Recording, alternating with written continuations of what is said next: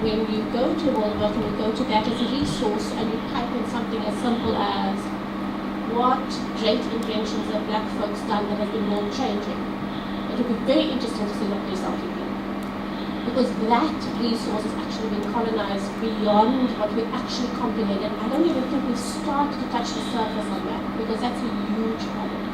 But my comment really around this discussion is I would like to see this discussion working parallel with the discussion on what current discussions are happening in the private sector, in the world of work, where we are preparing our students to actually go into. Is there a parallel discussion? Is there a conversation happening? And how does this university start to influence that? If a discussion needs to be had, how do you start generating enough interest to get the world of work to start talking about this as well? I think that's it.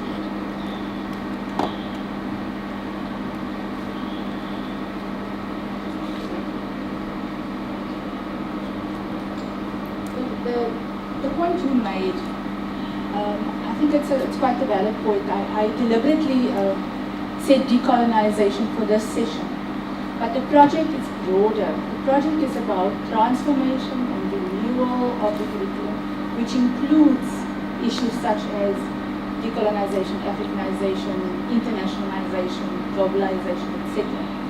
I want to leave you with this thought because what I'm getting from this session is that this should probably be the kind of engagement that we should have more often. I mentioned during the week that I find UWC, it's my fourth year here, it's very dead.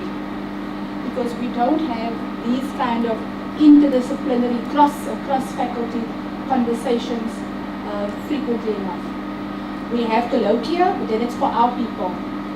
And so you would find that within colloquia, it's the people that are attracted to a certain topic that will go and attend that. And you start speaking the same language. And you don't even notice it because you are part of a group.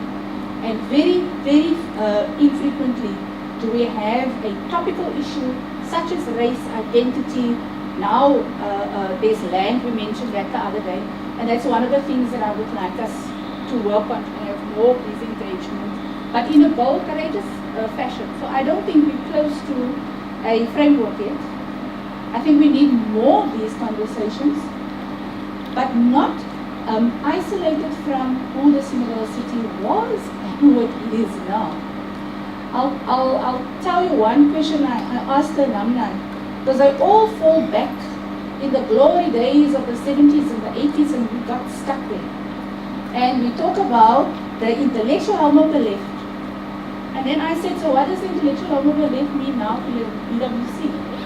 The left of what? And because the university started as an ethnic university, and we're supposed to be much more inclusive now in the time that we find ourselves, we want to position ourselves as research intensive or research led, and some people say research led teaching university, so that we don't lose that essence. And Thursday night at the alumni conversation, it came out quite often that the issue of social justice, connectedness to the community, but also the fact that there should still remain a university for the working class. And we don't discuss those issues because we have a beautiful plan and it looks nice on paper, and we should be having more of these engagements. So I will make sure that from my side that we have, even if it's an odd lunchtime, although the university, I don't know why we took lunchtimes away. It makes no sense, but that's something that we need to deal with, you know, from a timetabling perspective. Because the lunchtime, even if it's in half an hour or 45 minutes, that should be the time for engagement.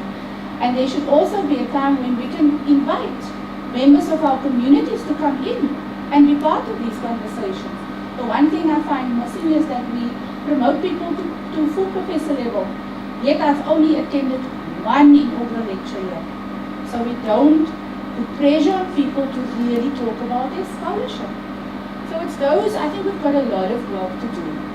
And the next session we'll probably have to spend a bit more time on how do we tie our intellectual identity. Because at the moment someone mentioned we're bipolar.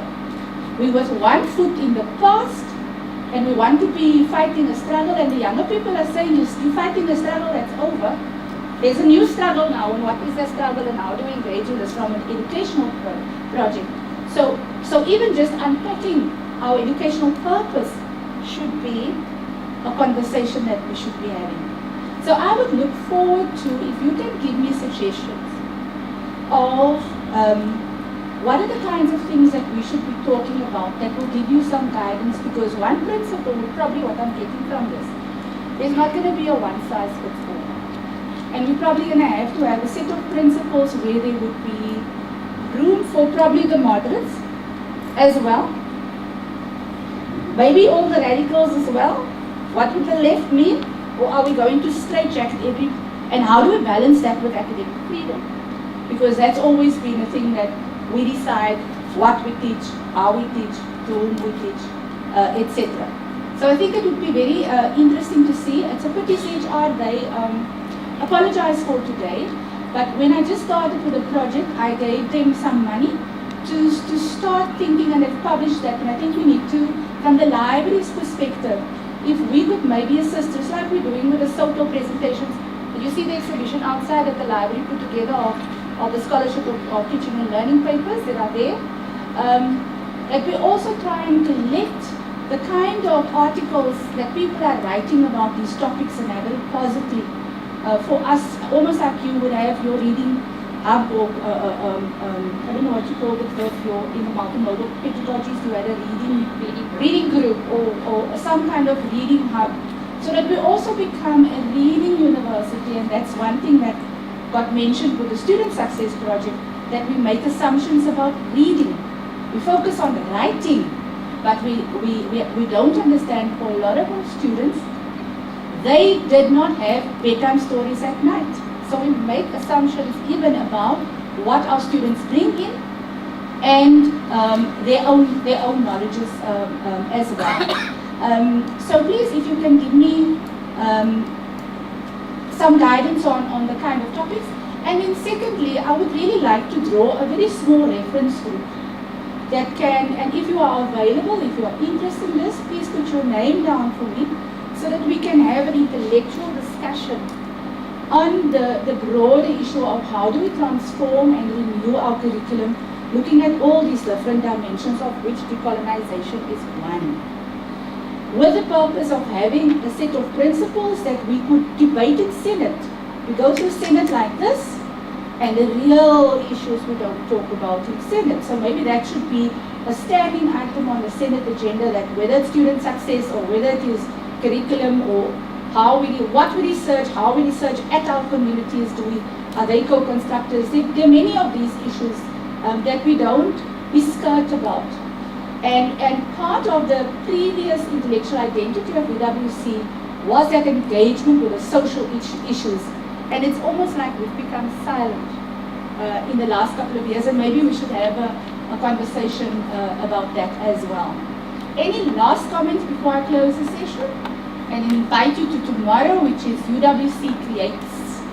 And one of the top skills that one should be having in the 21st century, and we're always concerned about the graduate attributes, but we don't talk about the staff attributes. And one of the top skills that's, in fact, someone had a nice slide on that on Monday, is actually creativity. Creativity is going to distinguish us from the machines that he likes working with. This machine learning and all the things that the AR, VR and Internet of Things and so on will bring in. And that's been listed, and critical thinking. We dealt with critical thinking yesterday. Tomorrow is the time for UWC to be creative. I'll let you know that I've invited the UWC choir to also perform. So please come and enjoy a bit of creativity through music, through poetry, and there's also a film showing from CHR, and we have some, just a half an hour from education faculty as well. Mike, you had your hand up. Yeah, I just want to end on a very positive note. I don't know if picked it up on the news today, but in the Blombos Cave in Stilbaai, they have found the oldest by 30,000 years evidence of writing. 73,000-year-old piece of rock with ochre symbols on it. So science has exposed the art, but we live in a space where the oldest civilizations actually emerged. And I think we mustn't forget that. The history around us is incredibly rich, and we are lucky to be here.